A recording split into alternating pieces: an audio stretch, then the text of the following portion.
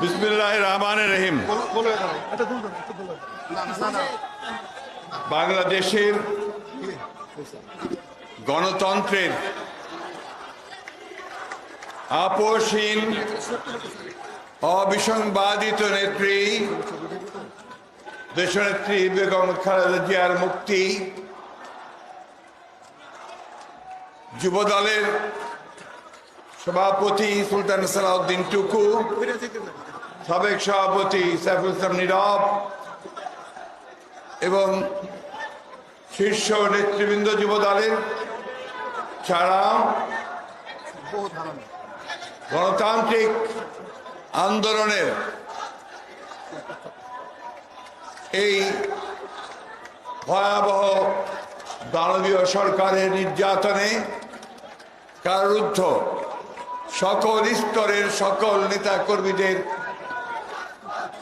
মুক্তির দাবিতে আজকে বাংলাদেশ জাতীয়তাবাদী দলের জাতীয়তাবাদী যুব দলের এই সভার সম্মানিত সভাপতি, সংগ্রামী সভাপতি, আজকের সভায় উপস্থিত বাংলাদেশ জাতীয়তাবাদী দলের জাতীয় স্থায়ী কমিটির সম্মানিত সদস্য, গণতান্ত্রিক আন্দোলনের অন্যতম নেতা, ঢাকার সাবেক মেয়র, জাতীয় স্থায়ী কমিটির সদস্য মির্জা আব্বাস, আরেকজন গণতান্ত্রিক আন্দোলনের অন্যতম নেতা, সাবেক মন্ত্রী, ঢাকার নেতা বাবু গয়েশ্বরচন্দ্র রায়, উপস্থিত যুবদল, বিএনপি যুবদল এবং অঙ্গ সংগঠনের নেতৃবৃন্দ, আজকের এই সভায় উপস্থিত প্রিয় ভাই বোনেরা, আসসালামু আলাইকুম। দেশনেত্রী বেগম খালেদা জিয়া শুধুমাত্র বাংলাদেশের একজন নির্যাতিত মজলুম নেত্রী নন, তিনি সারা বিশ্বের গণতান্ত্রিক আন্দোলনের জন্য যারা তাদের ত্যাগ স্বীকার করেছেন,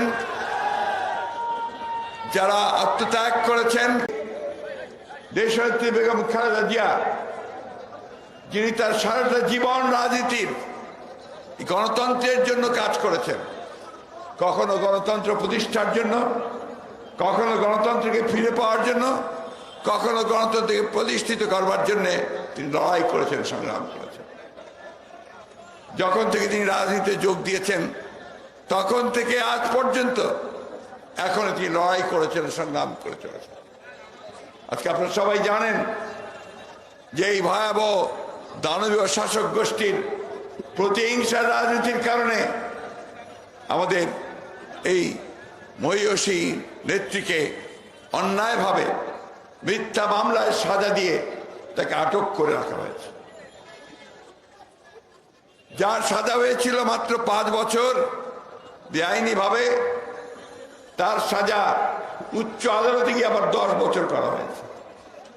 এবং যে ধরনের মামলায় অন্যান্য সবাই জামিন পেয়ে যায়, যা তার প্রাপ্য, সেই জামিনও তাকে দেওয়া হচ্ছে না। তিনি অত্যন্ত অসুস্থ, এত অসুস্থ যে প্রায় তাকে হাসপাতালে নিতে হচ্ছে তার ন্যূনতম চিকিৎসার জন্য। বারবার এই শাসক গোষ্ঠীকে বলা হয়েছে যে তার যে চিকিৎসা, তার এই উন্নত চিকিৎসার জন্য তাকে বিদেশে যেতে দেওয়া হোক চিকিৎসার জন্য। বিদেশ থেকে আন্তর্জাতিক নেতৃবর্গ তাকে আহ্বান জানিয়েছে, কিন্তু তারা সেই কথা শুনছে না। কারণ তাদের উদ্দেশ্য একটাই, যে দেশনেত্রী বেগম খালেদা জিয়া মুক্তি হন, তাহলে তাদের যে শাসন, তাদের যে তক্তে তাউস, তাদের যে মসনদ, সেই মসনদ টিকে থাকবে না, জনগণের উত্তাল তরঙ্গের মধ্যে তা ভেসে যাবে। বন্ধুগণ,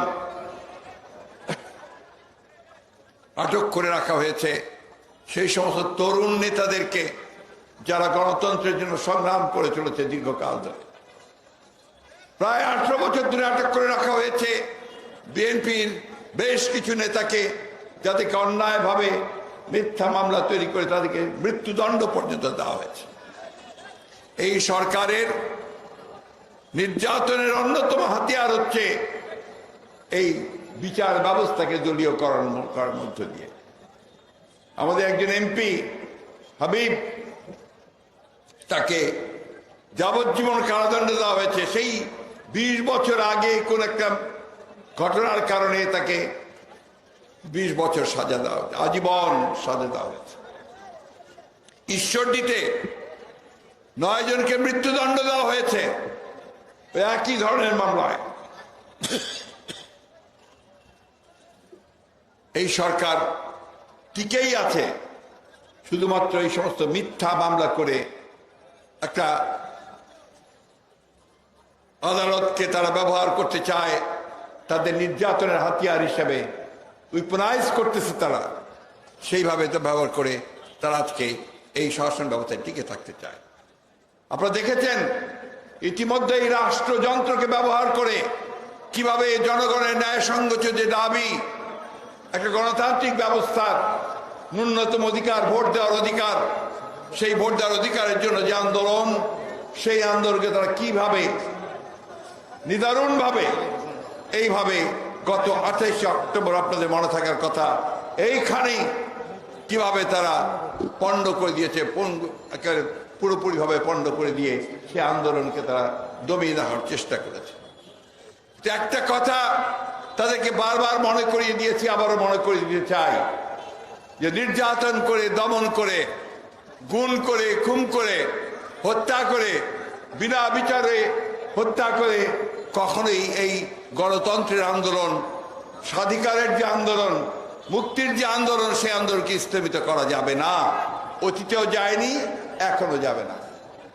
বন্ধুগণ, আজকে যুব দলের সবাই, এটা এখানে যারা উপস্থিত আছেন সবাই যুবক।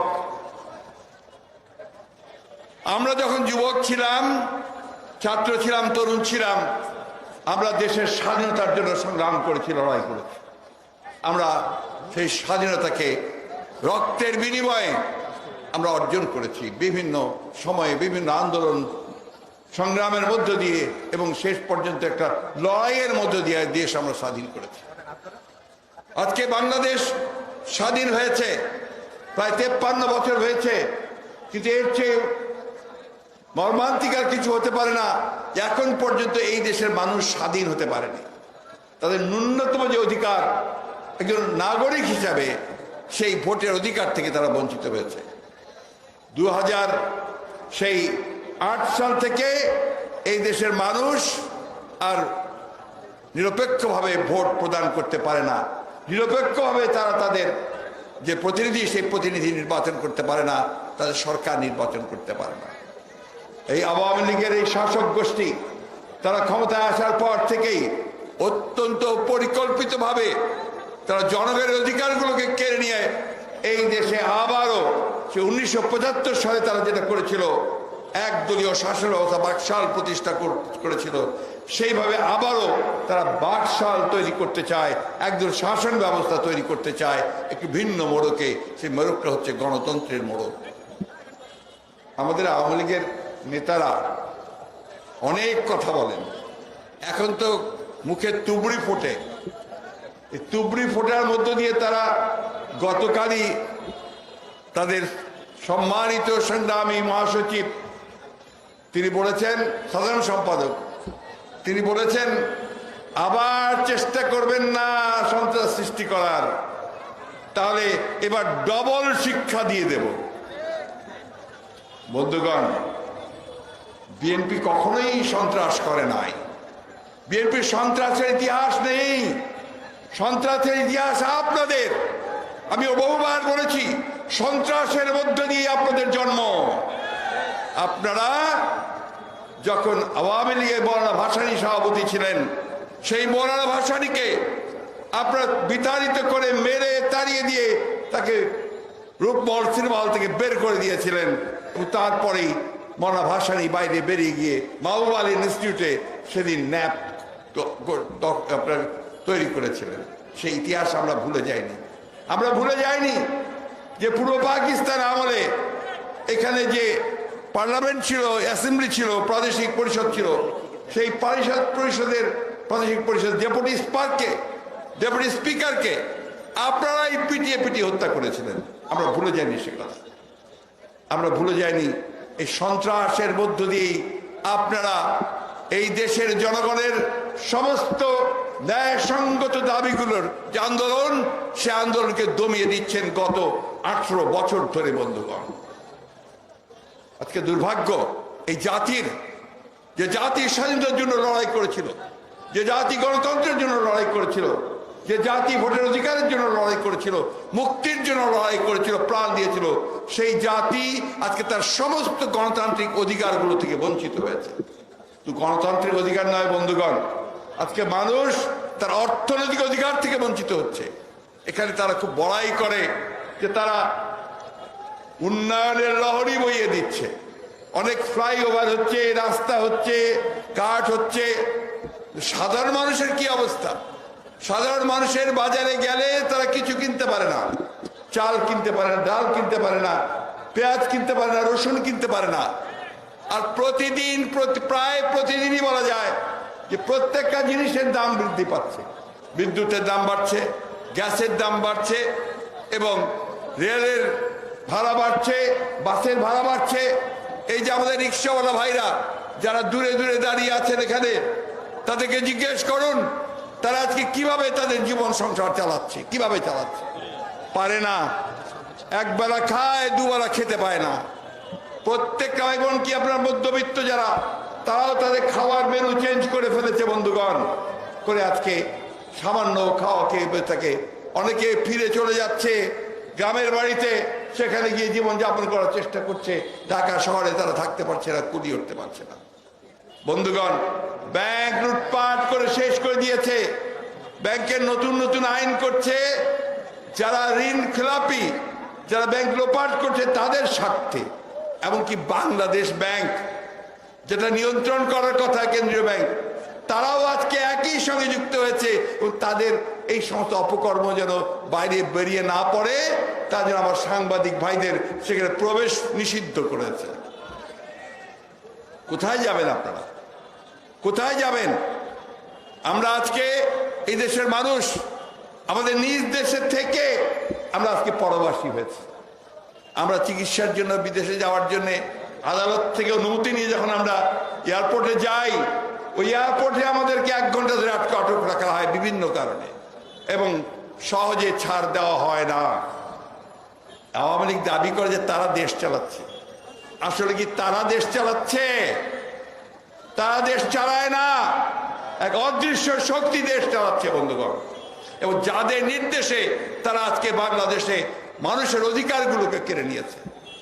আমাদের রাষ্ট্রযন্ত্র, তার মধ্যে আমাদের পুলিশ ভাইরা আছেন, আইন শৃঙ্খলা রক্ষাকারী বাহিনী আছে, আমাদের প্রশাসন আছে, বিচার ব্যবস্থা আছে। প্রত্যেকটি প্রতিষ্ঠানকে তারা আজকে কক্ষিগত করেছে, দলীয়করণ করছে। তাদের লোক ছাড়া কেউ কোথাও যেতে পারে না। চাকরি হয় না আমার যুবক ছেলেদের, জিজ্ঞেস করে দেখেন।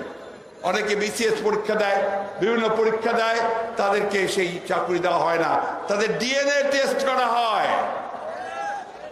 তারা কোন দলের, বাবা, চাচা, মামা, ভাই, কেউ বিএনপির সঙ্গে জড়িত কিনা, তাহলে আর তার চাকরি হবে না, পাশ করেও, কোয়ালিফাই করেও বন্ধুগণ। আর টাকা ছাড়া কোনো চাকরি হয় না, তাও 1-2 টাকা নয়, লক্ষ লক্ষ টাকা। একজন পিওনের, স্কুলের একটা পিওনের চাকরি 15 লক্ষ টাকার নিচে হয় না। এই একটা অবস্থায় তারা নিয়ে এসে ফেলেছে। একদিকে দুর্নীতি, একদিকে অনিয়ম, একদিকে কোনো জবাবদিহিতা নাই। আর নির্বাচন ব্যবস্থা, ওটা তো সম্পূর্ণভাবে তারা গিলে খেয়ে ফেলেছে। এবং প্রতিবার নির্বাচনে এক একটা নতুন নতুন কৌশল উদ্ভাবন করে। এবার উদ্ভাবন করেছে দামি নির্বাচন। আপনারাই বলছেন, সাংবাদিক ভাইরাই বলছেন, দামি নির্বাচন হচ্ছে। দামি নির্বাচন আপনারা সবাই জানেন কি? আওয়ামী লীগ ইলেকশন করবে, সেই সঙ্গে ক্যান্ডিডেট, অপোজিশন ক্যান্ডিডেট বানাবে, সেটাও দামি প্রতিনিধি থাকবে, দামি ক্যান্ডিডেট। আর সেই সঙ্গে ওই যে গৃহপালিত দল, তাদেরকে তারা সিলেক্ট করে দেবে যে আপনার দল থেকে 10 জনকে আমরা পার্লামেন্টে আসতে দেব, যদি না দেওয়া হয় তখন তারা আবার কান্নাকাটি জুড়ে দেয়, তাহলে আমি আর নির্বাচনে যাব না। তখন তারা বলে ঠিক আছে তুমি 10টাই পাবা যাও। এই একটা অবস্থার মধ্যে নির্বাচন ব্যবস্থাকে ফেলেছে, একটা ক্যারিকেচার, একটা তামাশা, একটা কৌতুক। আমরা এই জন্য দেশ স্বাধীন করিনি ভাই, আমরা এই দেশ স্বাধীন করেছিলাম এই দেশের মানুষ রক্ত দিয়ে মানুষের অধিকারকে প্রতিষ্ঠিত করবার জন্য। তারা বলেন বিভিন্ন সময়ে এখন নাকি গণতন্ত্র প্রতিষ্ঠিত হয়েছে। এই যদি গণতন্ত্রের চেহারা হয় তাহলে এরশাদ সাহেবরা যাবেন কোথায়, তাহলে হিটলার যাবে কোথায়, মুসলিম যাবে কোথায়? বন্ধুগণ, নমরুদ, ফেরাউন, হিটলার কেউ টিকে থাকতে পারে না এইভাবে অত্যাচার করে, নির্যাতন করে টিকে থাকতে পারে নাই। ওই এরশাদ ও আইয়ুব খান পারছে? ভুলে যাবেন না, এই দেশের মানুষ কিন্তু লড়াকু মানুষ, বিদ্রোহী মানুষ। সাবজুকেশন কখনো তারা মেনে নেয় না। সাময়িকভাবে হয়তো আন্দোলন কিছুটা ভাটা পড়তে পারে। অনেকে বলেন যে আবার আন্দোলন শুরু, আর আন্দোলন চলছে। যখন আমার দেশীয় নেত্রী কারাগারের মধ্যে আটক, আমার নেতা জনাব তারেক রহমান, যাকে মিথ্যা মামলা দিয়ে বিদেশে নির্বাসিত করে রাখা হয়েছে, তিনি যখন দেশে ফিরতে পারেন না, যখন আমার এই টুকু, সুলতান সালাউদ্দিন টুকু থেকে শুরু করে, নীরব থেকে শুরু করে, তারা যখন গেরের মধ্যে আবারও আটক হয়ে আছে, তখন তো এই আন্দোলন চলছে। বন্ধুরা, প্রতিটি কারারুদ্ধ এখন মানুষ যারা আছেন, নেতাকর্মী আছে, তারা আন্দোলন করছেন। ওনাদের লজ্জাও করেন না, ওনারা এখন শরম বলতে তো কিছু নাই, আর লজ্জা শরমের সব মাথা খেয়ে ফেলেছে।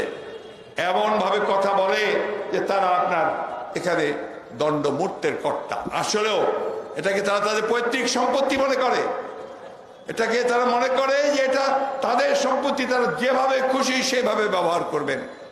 কিন্তু জনগণের যে চাহিদা সেদিকে তাকান না।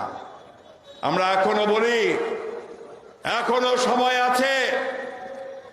জনগণের দেয়ালে পিঠ থেকে গেছে, সেই জনগণকে বাধ্য করবেন না তাদের বেরিয়ে আসতে এবং একটা উত্তাল তরঙ্গ সৃষ্টি করে আপনাদের মসনদকে ভেঙে গুড়মার করে দিতে। এবং দুষ্টামির তো অভাব নাই। 28 অক্টোবর আমরা তো গত 5-6 বছর ধরে একদম পিসফুল আন্দোলন করছি। আমরা কখনো কোথাও কোনো রকম ঝামেলার মধ্যে যাইনি, হরতালে যাইনি। আপনারা বাধ্য করেছেন আমাদেরকে অবরোধ দিতে, হরতাল দিতে, এবং সেইভাবে আপনারাই সেই 28 অক্টোবরের পুরো শান্তিপূর্ণ সমাবেশটাকে পণ্ড করে দিয়েছেন নিজেরা, সেইভাবে একটা প্লট তৈরি করে। আজকেও চেষ্টা করেছিলেন, আজকেও একটা পটকা ফুটিয়েছেন। সেই পটকাটা কে ফুটিয়েছে আমরা বুঝি না, দেশের মানুষ বোঝে না। আপনারা এখানে চেষ্টা করেছিলেন আবারও একটা সাবোটাজ করে, এই সরকারি দলের লোকেরা তারা এখানে সেই অবস্থা একটা তৈরি করতে চেয়েছিলেন। বন্ধুগণ, তরুণ যুবক, আমি আপনাদের বলতে চাই, কোন দেশের কোনো মুক্তি হয় না, তার স্বাধীনতা রক্ষা করা যায় না যদি তরুণের এবং যুবকেরা এগিয়ে না আসে। এই কথাটা আপনাদের মনে রাখতে হবে। শুধু ঠিক ঠিক বললে চলবে না, শুধু জেল খাটলেই চলবে না, আপনাদেরকে এগিয়ে আসতে হবে, এড়িয়ে আসতে হবে, রাজপথে জনগণকে নিয়ে চলে আসতে হবে। সেই জনগণকে নিয়ে আরো শক্তিশালী একটা ব্যূহ প্রতিরোধ রচনা করতে হবে। অন্যথায় আমার স্বাধীনতা, আমার সার্বভৌমত্ব সবই জলাঞ্জলি যাবে। বন্ধুগণ, আমি বক্তব্য দীর্ঘ করতে চাই না, একটি কথা বলেই আমি আমার বক্তব্য শেষ করতে চাই। দেশনেত্রী বেগম খালেদা জিয়া আমাদের শুধু নয়, সারা বাংলাদেশের গণতান্ত্রিক, বাংলাদেশের এবং সমগ্র পৃথিবীতে আমি মনে করি যে গণতন্ত্রের তিনি হচ্ছেন একজন অতন্ত্র প্রহরী আপসীন নেত্রী, যিনি এখনো লড়াই করে চলেছেন। তার মুক্তি গণতন্ত্রের মুক্তি, তার মুক্তি রাষ্ট্রের মুক্তি, স্বাধীনতার মুক্তি। বন্ধুগণ, আমাদের যেসব নেতাকর্মীরা আটক পড়ে গেছেন তাদের মুক্তি আমাদের এই সেই, আমি নামগুলো একটু আপনাদের জানাই শোনাই। যারা যারা আছেন, আমাদের নেতারা যাদের নাম দিয়েছে: যুবদল সভাপতি সুলতান সালাউদ্দিন টুকু, বিএনপি যুব মহাসচিব আইবুন নবী খান সোহেল, যুবদলের সাবেক সভাপতি সাইফুল আলম নীরব, ছাত্রদলের সাবেক সাধারণ সম্পাদক হাবিবুর রশিদ হাবিব, স্বেচ্ছাসেবক দলের সাবেক সাধারণ সম্পাদক কাদের ভূঁইয়া জুয়েল, বিএনপি সেই নির্বাহী কমিটির সদস্য ওবায়দুল হক নাসির, ছাত্রদলের সাবেক সহসভাপতি ইখতিয়ার রহমান কবির, যুবদলের ক্রীড়া সম্পাদক আবুল মনসুর খান দীপক, ঢাকা মহানগর উত্তরের স্বেচ্ছাসেবক দলের সাবেক সাধারণ সম্পাদক মোসাব্বির। মিথ্যা মামলায় টাঙ্গাইলের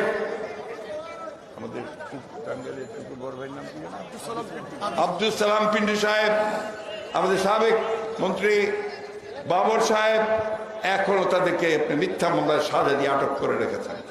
আমাদের অসংখ্য নেতাকর্মীকে আটক করে রেখেছেন। আপনার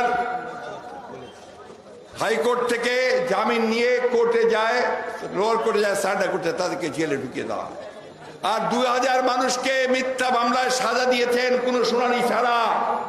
এটা কোনো আইনের শাসন হতে পারে না, এটা বিচার বিভাগের স্বাধীনতা নাই, সেটা আপনারা কেড়ে নিয়েছেন বন্ধুগণ। তাই আর বিলম্ব নয়, নিজেদেরকে শক্তিশালী করতে হবে। আজকে ডাক এসেছে দেশ থেকে, দেশ মাতৃকা থেকে, এবং সেই কথাই বলতে চাই নজরুল ইসলামের সঙ্গে, কে আছো জোয়ান হাও অগুয়ান, হাকিছে ভবিষ্যৎ। সেই জোয়ানদের কাছেই আজকে ভবিষ্যৎ। আপনাদেরকেই এই দেশের মুক্তি আন্দোলন সংগ্রামে নেতৃত্ব দিতে হবে। সেই আহ্বান জানিয়ে আমি বক্তব্য শেষ করছি। আসসালামু আলাইকুম, খুদা হাফেজ। বাংলাদেশ জিন্দাবাদ, বাংলাদেশ জাতীয়তাবাদী যুব দল জিন্দাবাদ, দেশের নেত্রী বেগম খালেদা জিয়া জিন্দাবাদ, আমাদের তারেক রহমান জিন্দাবাদ, স্বাধীনতার ঘোষক শহীদ প্রেসিডেন্ট জিয়াউর রহমান অমর হোক। আসসালামু আলাইকুম।